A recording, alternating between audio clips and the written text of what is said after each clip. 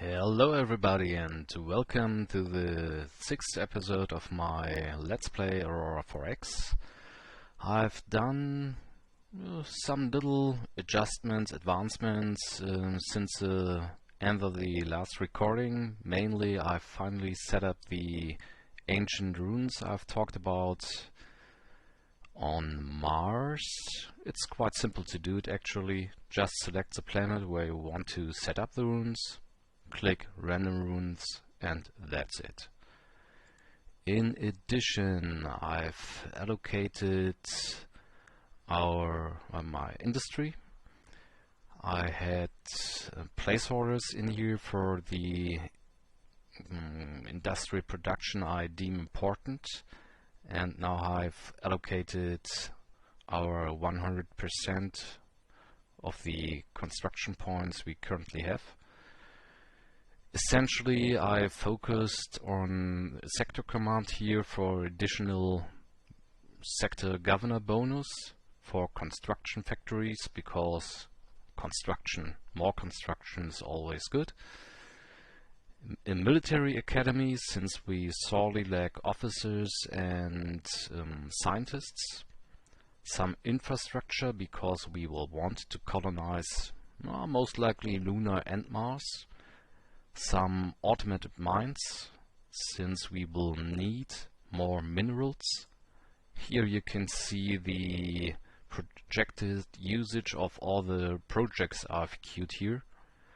And as I said last time, it's not yearly usage, but it's overall usage.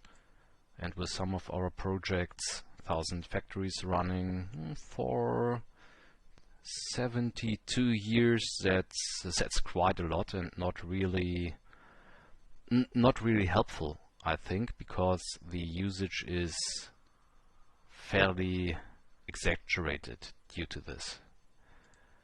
And finally, some 5% into maintenance facilities, because our carrier has a size of 16 kilotons and we can only service 13 here at the moment. In addition, I have put some orders to our shipyards. I want to expand the large naval shipyard by another 1,000 tons, so that's able to build our carrier. I've assigned our destroyer to the second naval yard, and I've assigned the fast attack crafts to the third naval yard. And I will assign a commercial design to our commercial yard, but here I want to show you how it's done actually. Fairly easy. Retool for selected class, and since there's been no other class assigned to this shipyard, the first retooling is free. Essentially, it came out of the factory or it was initially retooled for the design we want, and this design is we really need a tug, but I don't want to build it just now. I'll assign the colony ship. And why the colony ship? Because it's the more expensive design, and due to being more expensive than a transport, we get the ability to build a transport with the same yard as well. So always, if you have similar designs, try to tool your yards for the bigger design so that you're able to build additional designs from it. And transports are what we will be building here. I think we can even split it. 2 transports and 1 large colony ship. Okay, the next thing I want to do is assign our researchers. We have 20 labs. Just 2 researchers with bonus skills and 2 additional ones without any skill. Since we sorely lack researchers, I'll try to level up those guys without a bonus. So essentially I just assign 1 lab to them, and their category in their specialization and hope that they get a skill up. Scientists can get skill ups even if they have no labs assigned to them, but the likelihood is a lot higher if they have a lab they're working with. So let's take a look. What do we want here? Missile agility. Yeah, should be nice. We don't need it immediately. It's nice to have tech, so perfectly fine for training one of our scientists. Yes, the other is in sensors and fire control. Let's take a look here. Basically everything is important. This is one of the few nice things about our scientists up here with the 20% bonus.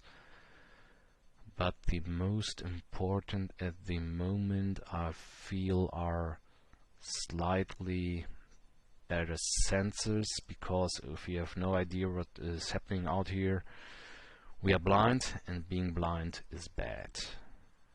Let's assign 9 labs here. Alan would actually be able to work with 25 labs, but we'll assign 9 for now. Create, yes. And another lower priority design. Yeah, let's take another sensor technology with 1 lab.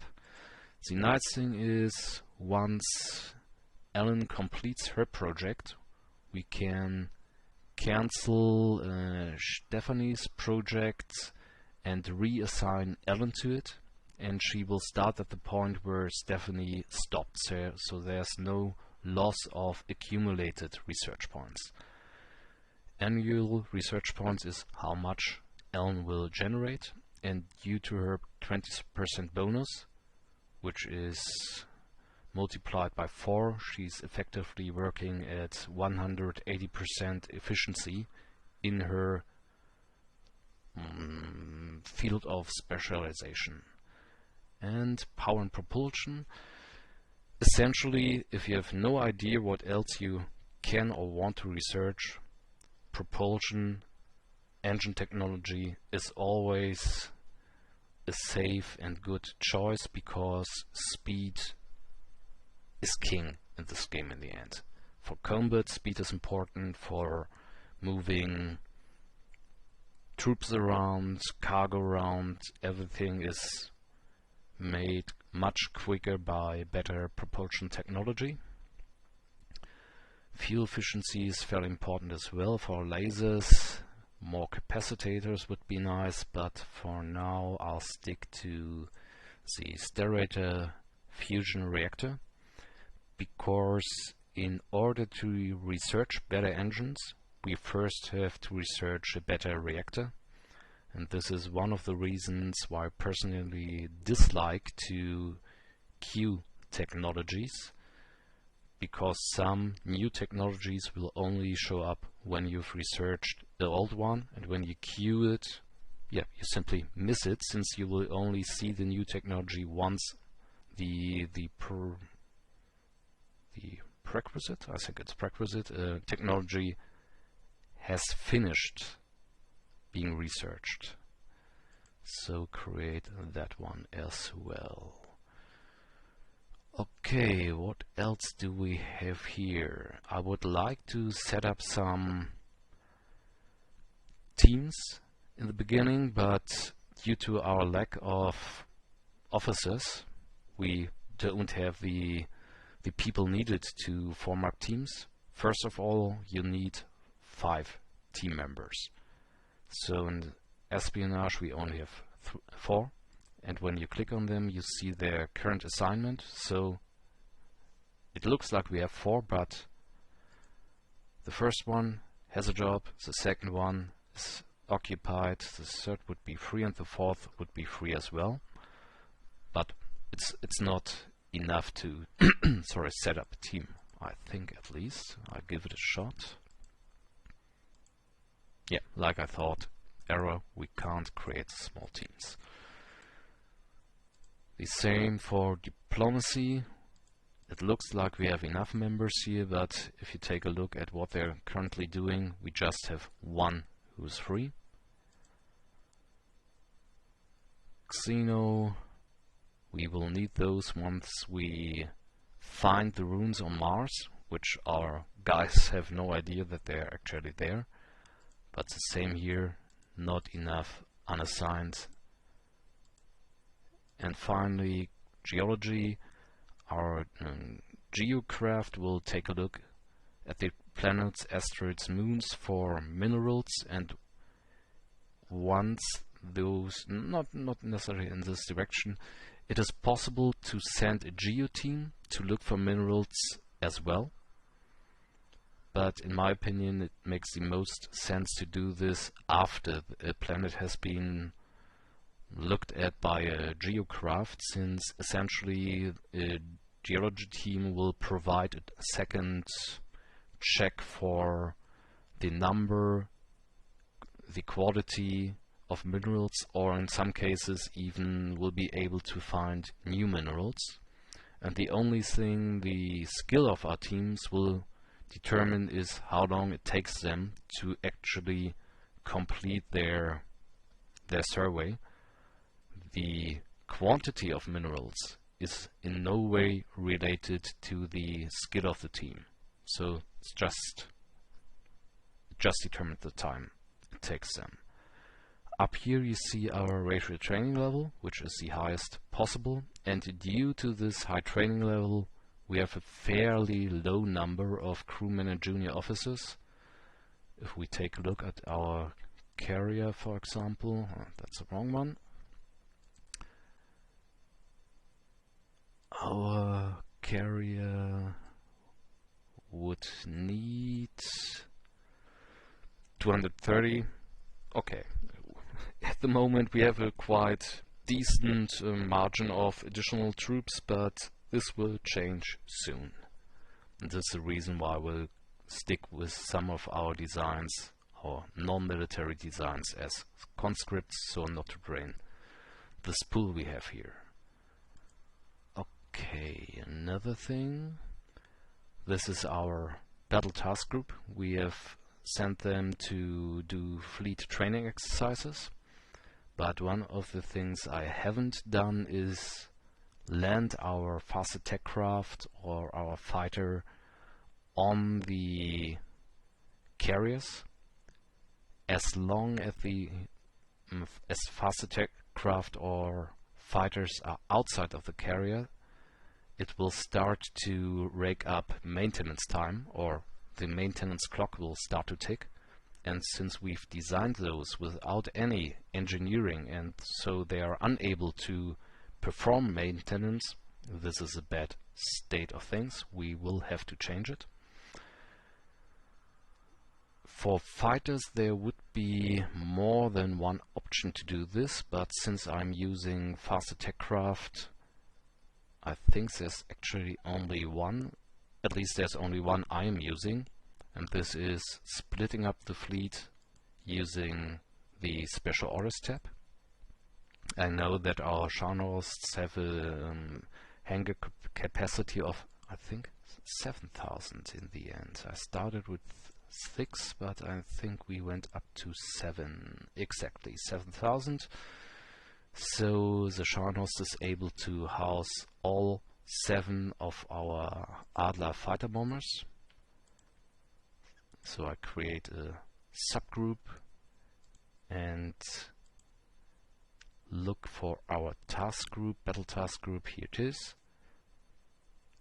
Land on specified mothership and assigned. So essentially I tell the Adlers to land on the Scharnhorst 1 and regard it as their mothership. Later on we'll simply be able to tell them land on specified mothership, which is nice because, as you've seen, we have 10 fast attack craft or fighters, and we can launch them all at once in one big subgroup.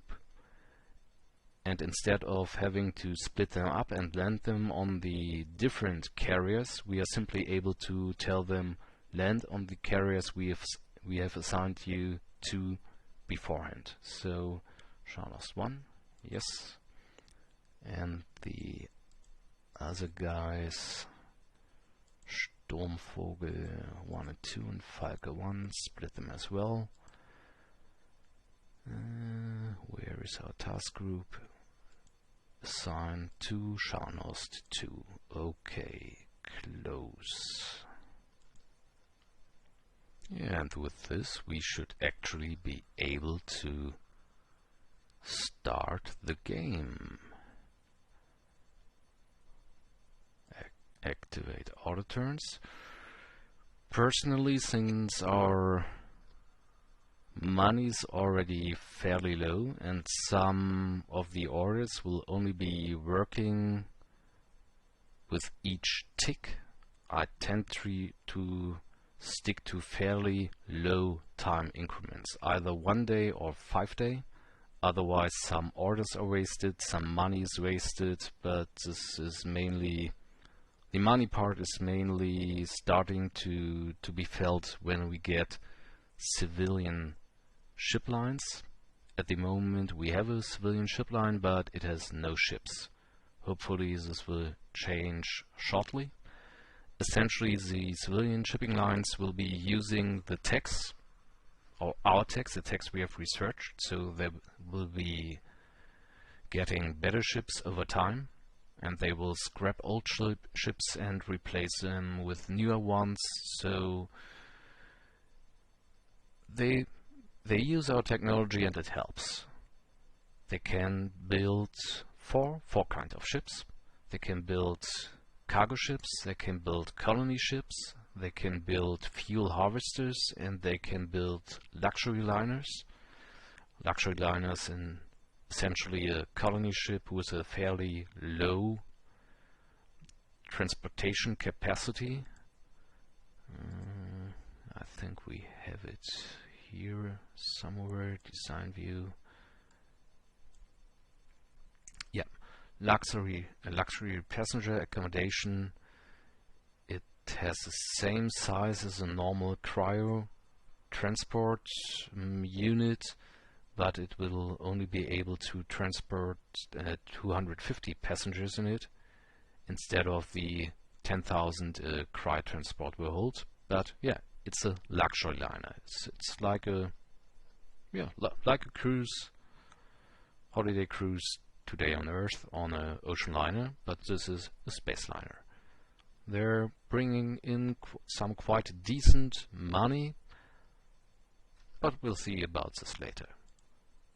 Okay, is there anything else I haven't done? I think not.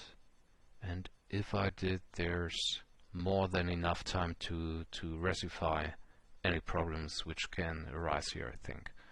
So let's start the game.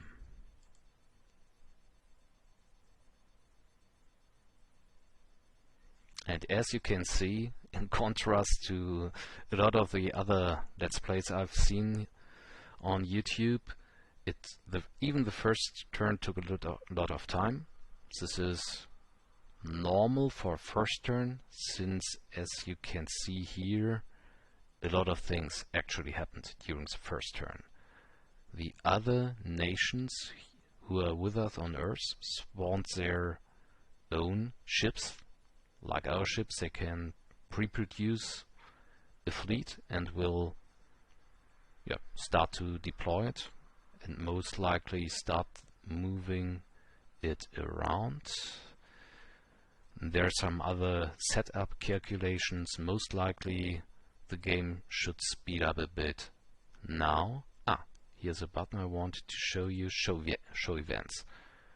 This is essentially what happened here. Our two subgroups completed their orders, so they landed on their carriers, and we have detected a lot of ships in Seoul. This event log on screen here is nice for normal turns where only a limited number of turns show up, because as you've seen, when we get a lot of turn results, the screen is quite cluttered. The other option would be to take a look at the events up here, where a slightly more detailed turn of events will be shown. Later on we are able, no, not later on, but even now we are able to change the number of messages that are shown here. 200 is the standard, but later on for bigger fights it might become necessary to turn this up to 500 or even 1000, I think was a max I've actually used. But as long as it's business as usual, the show events is completely fine. Okay, let's continue.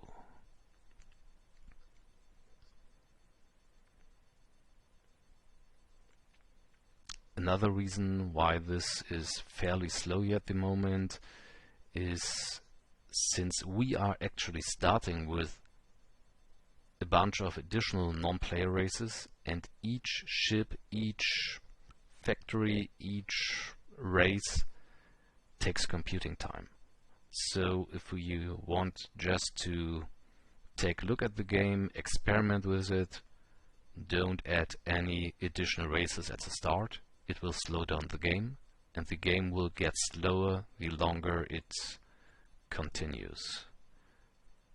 As we can see here, I take a stop. You can click on the auto turn button again, which is essentially a turn interrupt. As we can see here, our neighboring races are already getting a bit of busy. Our jump point explorers are starting to move around our Geo Explorer is taking a look at things. I'm looking for yeah, here it's needed.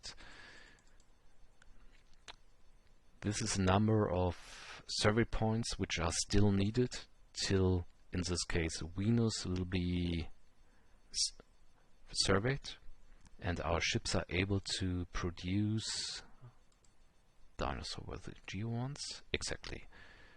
2 survey points per hour, so essentially it will take about another 21 hours before Venus is surveyed.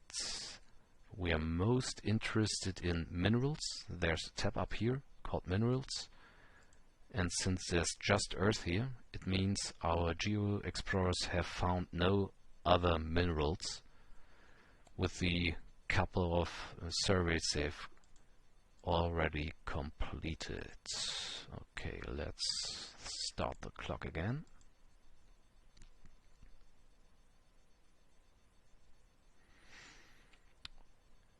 The information here is essentially what we know about the other ships, if they're at which speeds they're moving, if they have active sensor emissions, what we estimate their sensors to be, and this is fairly important. As long as we have not salvaged one of their ships or learned from spies or from prisoners of war about their ship designs, we'll never be sure what sensors they're actually using. We are taking a guess here at their sensors based on our own sensor technology. Yeah, largely based on our own sensor technology. So never believe the numbers you're seeing here. They're just estimates. And we found our first jump points in the solar system. Down here, jump point number 1, unexplored, basically telling us we haven't traveled through it yet, so we have no idea what is on the other side. And it has no jump gate. Jump gate would be shown by a little square around this jump point. But since we have a jump explorer or a jump ship, we will be actually taking a look. And since we are here, our crews are happily training. one of the things I've never really understood is the differences in training. I think it has something to do with the rank of the commanders, but I'm not sure, since I'm fairly sure that our highest or best skilled commanders regarding crew training are actually in the Scharnhorsts, but they're training much slower than the fast attack craft. It might be due to the number of crews, that smaller crews are able to learn faster, but I feel that it has something to do with the rank of the commanders. That higher rank commanders seem to progress slower. Higher ranked commanders and their crews are progressing slower than lower ranked. I will have to take a closer look at this and sometime in the future, but it's somewhat baffling. It might get even be more baffling because sometimes I have capital ships which are progressing faster than other capital ships, despite the slower ships having better skilled commanders. So it's a bit strange, but overall training is good. Train point. So let's take a look where Bifrost, there it is. So we split off the Bifrost from the shipyard task group and sent it through the unexplored jump point. Actually, when you start to play, this is a pretty stupid idea, because when we cross into another system, there's a probability that we'll find aliens. And as weak as we are at the moment, it might not be in our best interest to find aliens. Another thing I want to do is take a look how much infrastructure we've already constructed. 8. Because, as I said, I'll try to establish colonies as quickly as possible. But I'll still wait a little bit till more infrastructure has accumulated here. Then we'll send out our cargo ship and move infrastructure to Luna, since Luna is very close by. And we'll establish our first colony on Luna. Let's see what's the actual distance. Yeah, 380k. That's not a lot. That's not a lot. Our ships are moving at 1k plus, as far as I know, so it will be very fast to transport the infrastructure here. And here's another thing. Since our crew at the jump point is untrained, it will need a couple of seconds, or maybe even approaching 1 to 2 minutes, before it will carry out the order we gave them. We can check how long they'll actually take. Nothing after 30 seconds. At about 40 seconds after we gave the order, the ship started to move.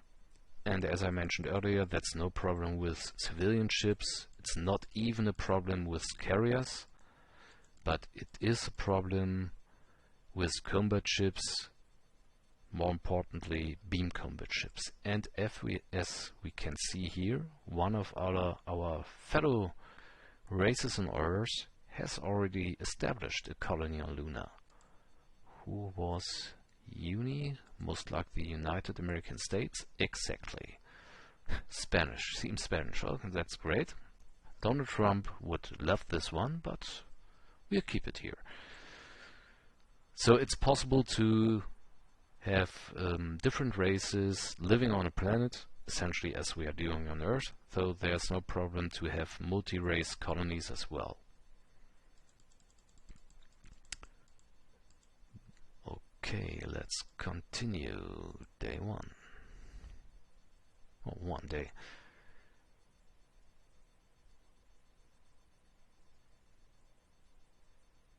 Let's move moving to the next research point. Once a jump point or potential jump point location has been researched, the dot will get filled. Unexplored ones are still empty dots. Our jump ship is getting closer to the jump point.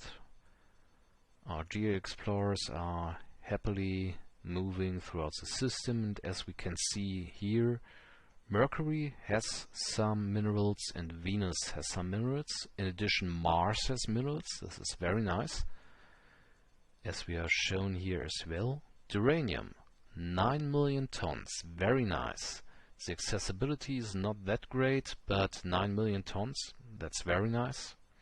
Mercasium, fairly important. We needed to build additional research labs mainly. At 90% accessibility, this is great.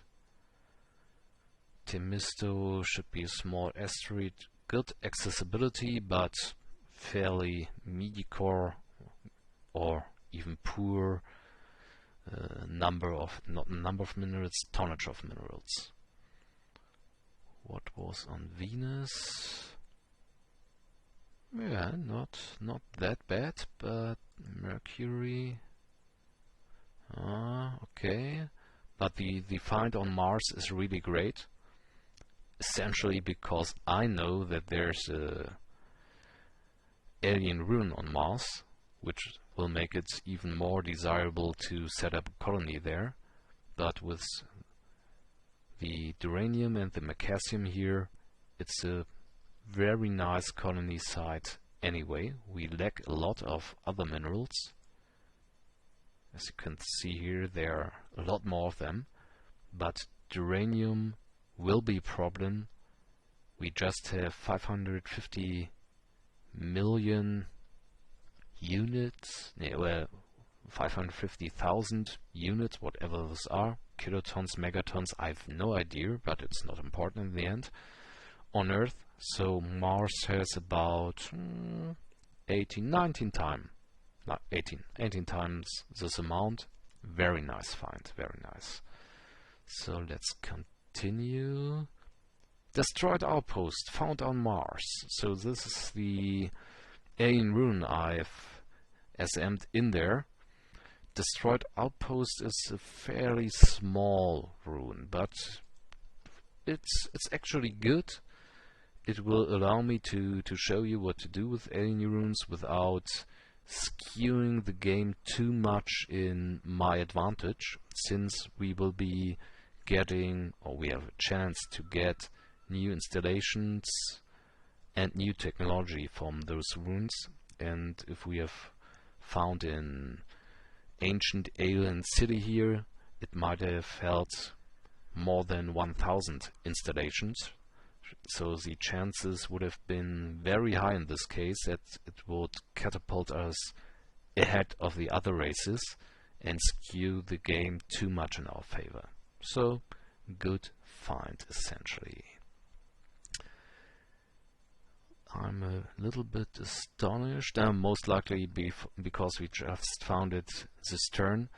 Normally known runes would be shown down here. The same with known shipwrecks. Since we have found no shipwrecks till now, it's not surprising that nothing is here, and the runes should show up here fairly shortly, I think. What we will do, mainly due to the outpost we found, is establish a colony, stake our claim, however you want to call it, on Mars. There are different possibilities to do that. One is from the Geo Survey Report screen. Just click on the planet, click Create Colony. C means one of our colonies is established here. The second possibility, search was wrong. The second possibility is from our task group order screen. I'm not sure if it works with a training exercising fleet, so I just take a different ship. Click the planet, or in our case the moon we want to have, we want to establish a colony on, and simply click Add Colony. For some strange reason, Luna was under Venus. I have no idea why, but this is a fairly old bug as far as I know. We are shown what the actual plotted move of our ship is. In this case, a geosurvey of Callisto. Our second geocraft is taking a look at the Comet Wilds. The Bifrost is still heading towards the unexplored jump point. So let's continue. Let's take another quick look. Infrastructure. Okay. 10 plus infrastructure is not great, but we will set up our first transport order to move some infrastructure to Luna. For this, we want our cargo task group, our transport. We want to load the infrastructure from Earth. Why can't I load infrastructure from Earth? I'm a little bit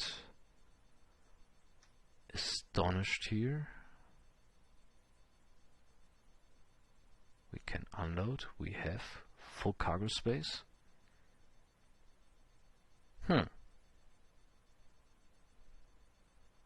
This is strange. We should be able to load those infrastructure points.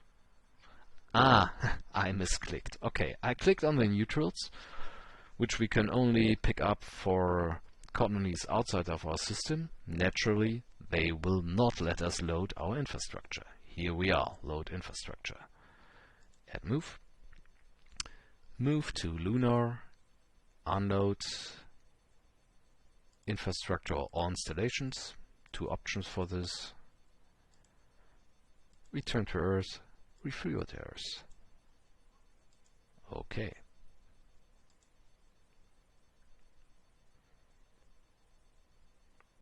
Task group has completed orders. And as you can see, it took them 14.5 hours to load the infrastructure, move to Luna and unload it, and return to Earth and refuel. One of the not so pretty things I'm seeing here due to the having SM mode activated, somewhere out there people are fighting each other.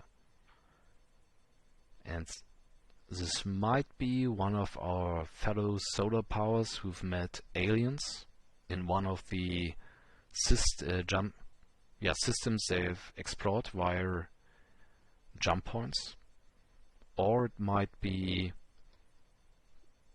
the star swarm which we have activated versus the invaders or precursors. So somebody is fighting, which will slow down the game even more.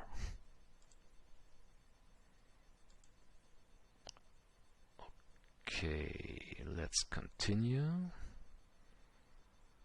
And let's hope that we will not jump right into an enemy fleet, because otherwise our jump ship will be toast. Okay, we've explored our first system.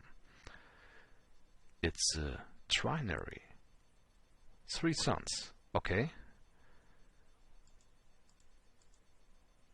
And a nice feature about such gigantic systems, because as you can see, this distance is 6 billion kilometers.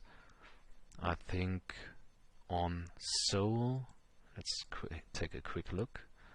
6 billion should be somewhere fairly far out here. Stupid move. This would be 6 million. So essentially, who's orbiting here? Saturn? Wrong one. Neptune. So essentially from the Sun to Neptune is the distance covered here in the Berlin system, and this is roughly where the second sun of the planet is, the third sun of the planet is orbiting. There are some special features,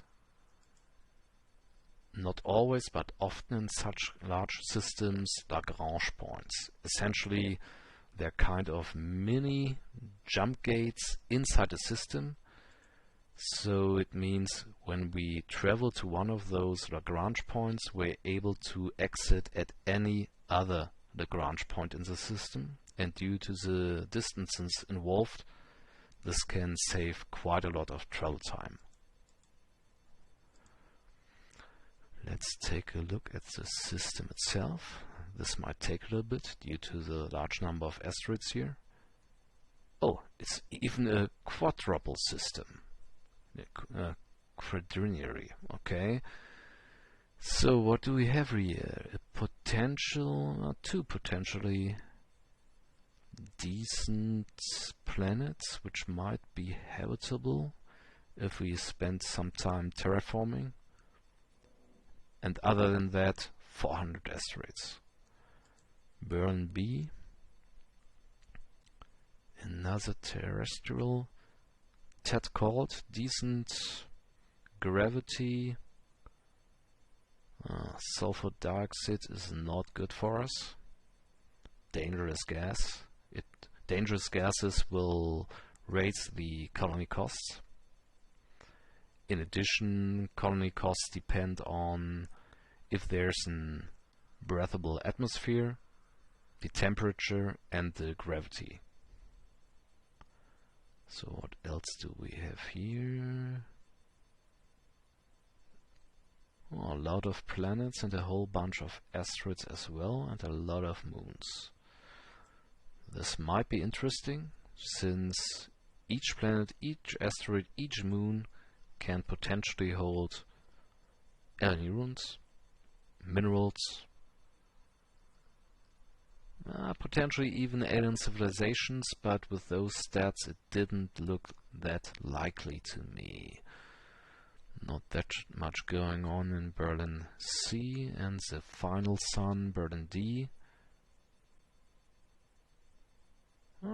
Fairly decent planet here actually. Gravity's okay, the atmosphere is not okay, but that's the only thing which is wrong with this planet. Acceptable gravity, acceptable temperature. So if we could terraform it with pumping some more oxygen into this atmosphere, we would have a perfectly suitable planet. But the problem is the mean distance of the Sun is... this is a distance from Berlin C, so it's not that easy. I'll do it another way. Berlin B, where is Berlin D? Out here. So we are talking about a distance of 30 billion kilometers. Not really easy to reach in order to establish a colony here, since each trip would take us month, most likely month. But a nice first find. That's another option to look for habitable planets. Here we are shown the planets we have so far found, seen, with ascending colonization costs. So as we can see, there are quite a lot of decent planets in the Berlin system, but most of them are fairly far out. But we'll take a look at this again later. Distance from primary. This is what I was looking for. How far the planets are away from their primary star, as far as I know. And this is... no, primary system primary, sorry. But one astronomical unit is the distance from the Earth to the Sun, as far as I know. So the closest planet here is 40 times as far away from its sun as Earth from our sun. The farther out here are at 200 astronomical units, and this is far away. Okay, let's jump back, because aliens might be able to see us, and I wouldn't rule out that the system could be inhabited, and there's no need to make the aliens angry at us by staying inside the system or taking a closer look at their planets before we are ready for it. So let's continue. Okay, Bifrost has completed its orders, yeah, no surprise there. The red circles you're seeing here are traces of active sensors, but not of our ships, but of the from ships of the other races living here at Earth, on Earth. And again, those are only estimates, not hard sensor radius numbers. Let's take another look at the mineral situation. Yeah, a couple of additional... No, white has... Ganymede is new. Couple of additional minerals have been found.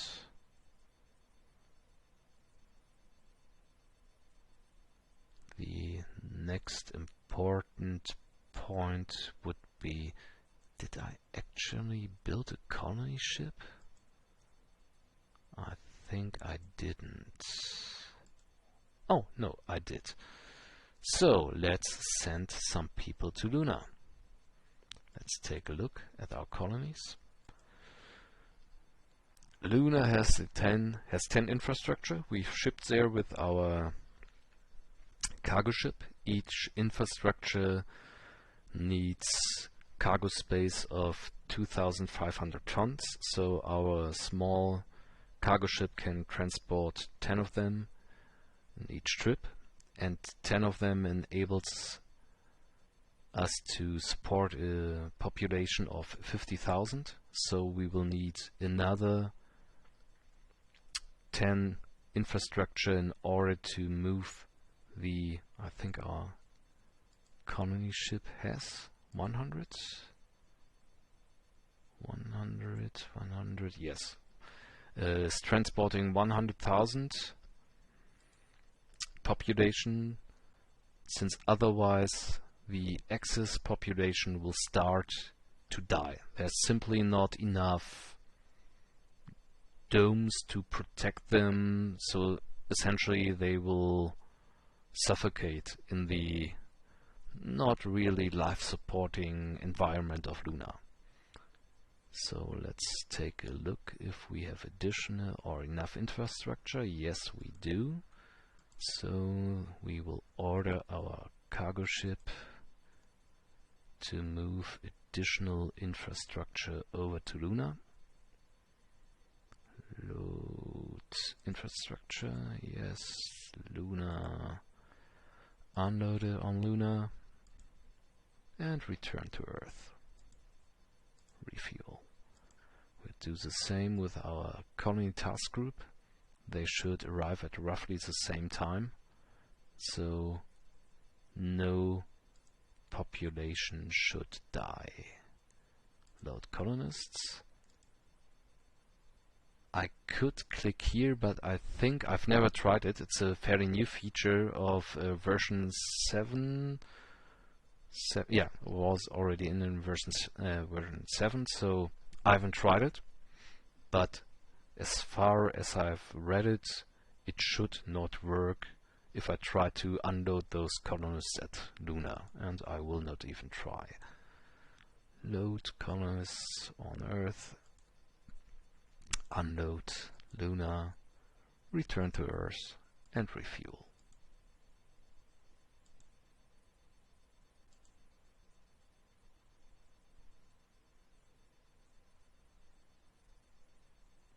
Cargo task group has completed orders, and as I thought, the colony task group is still working.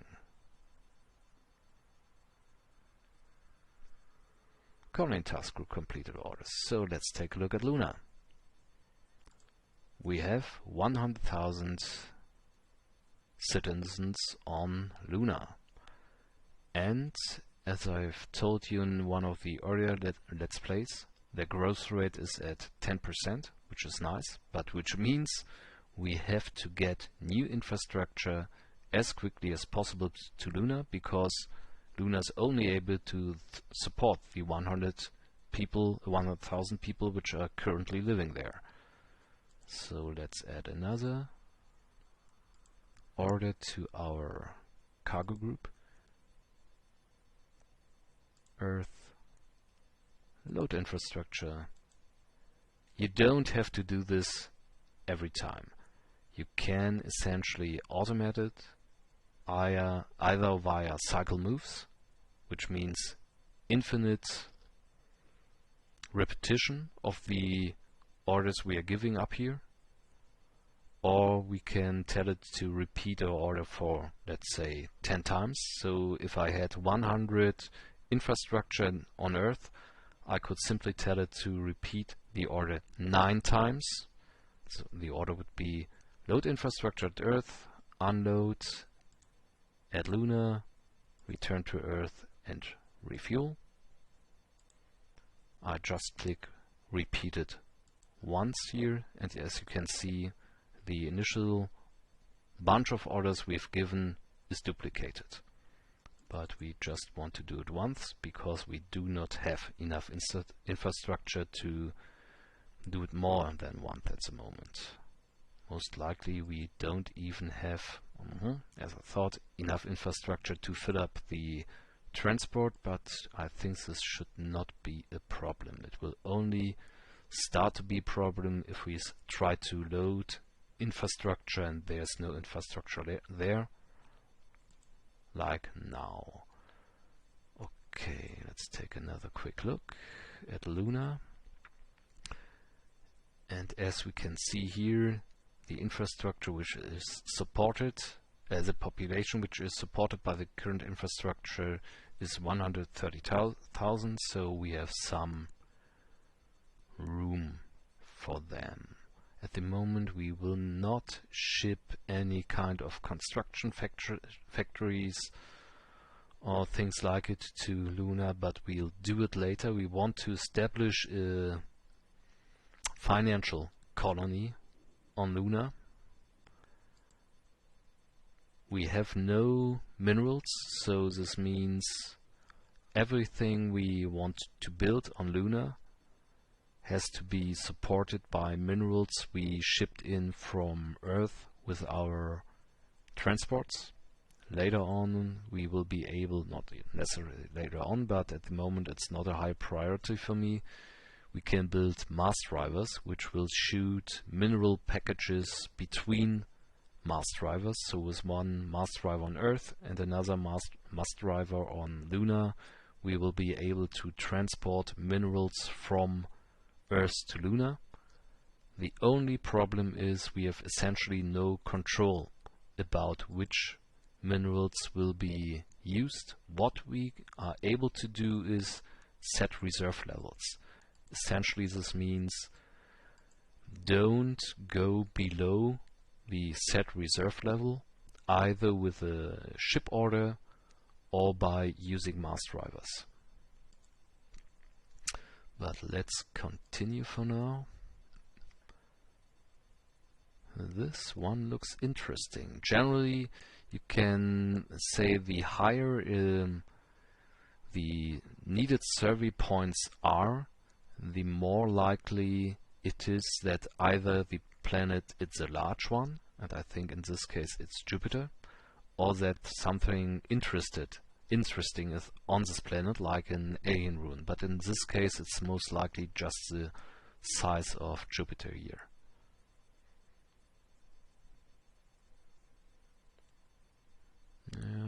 New minerals found. I'm hoping that we will find some thorium on Jupiter, since we are building with 1%, that's not much, but we are building a fuel harvester. We want to use our fuel harvester. And Jupiter has minerals. And Jupiter has thorium. Lots of it. Accessibility is not that great, but we have a target for our potential fuel harvester. And our friends, the civilians, have started, but they've built the worst kind of civilian ship for us. They've built a fuel harvester. Essentially, fuel harvesters are largely useless for us. We would be able to refuel from them, but have to pay the civilians for this. And I think they will give us a small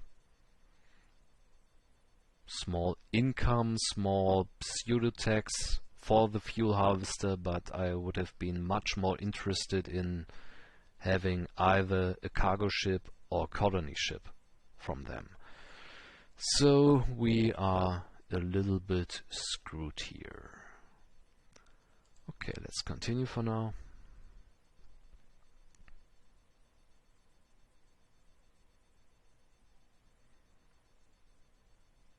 At the next interrupt, I will take a closer look at our wealth situation. But as I mentioned before, I'm afraid it is already starting to deteriorate.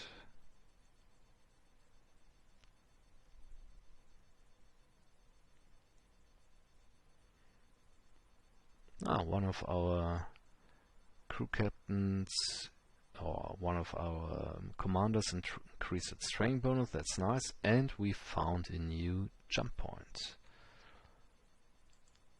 Let's take a look at it. There's a large ship from Earth here, very large thermal. This tends to indicate that the ship is large as well, at least it has a lot of engines. And since it's sitting right at the jump point, it's very likely that it's a gate constructor.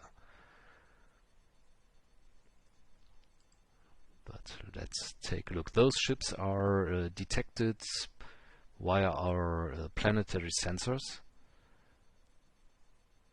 because currently we have no real active sensors, just short-range ones. I will activate the sensors of our battle fleet.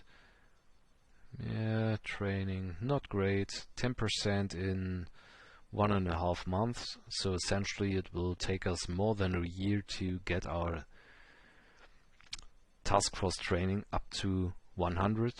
Except for our capital ships, there it will take us about 2.5 years. So training takes a lot of time. But since those are just carriers, I would be very willing to move into combat if there's any need with just our FACs and our escort destroyers up at 100%. But let's move the Bifrost to the new system. And I think once we entered the system and took a close look, this should be it for this Let's Play. We don't have to do 1 hour plus once all the time here, I think. Alien ship, okay, those are all Earthships, which were detected by the close range sensor of our Bifrost, I think. The civilian is moving out to Jupiter. Target cross-section. I go into the alien race screen a tad later. Yeah, during the next Let's Play. Our Bifrost is starting to appear on screen here.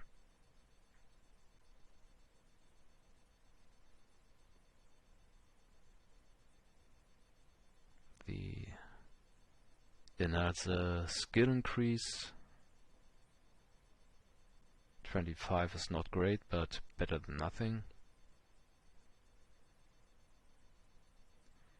And as you have seen, only major events will interrupt the game, so those skill upgrades are no major events, so no interrupts.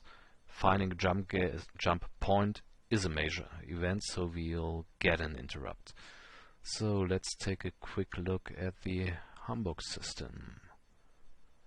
Trinary, we're getting lots of suns here. The first has nothing, the second has nothing, the third has a terrestrial planet, decent temperature, okay gravity, no atmosphere, but another potential terraforming candidate. But most likely it is far, far out again. Let's take a look here. Hamburg. Yeah, 30 astronomical units. Roughly not that bad, but not great either. But we surely take a look at this. Let's jump back.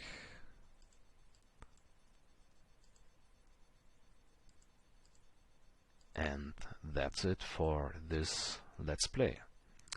Thank you, bye bye.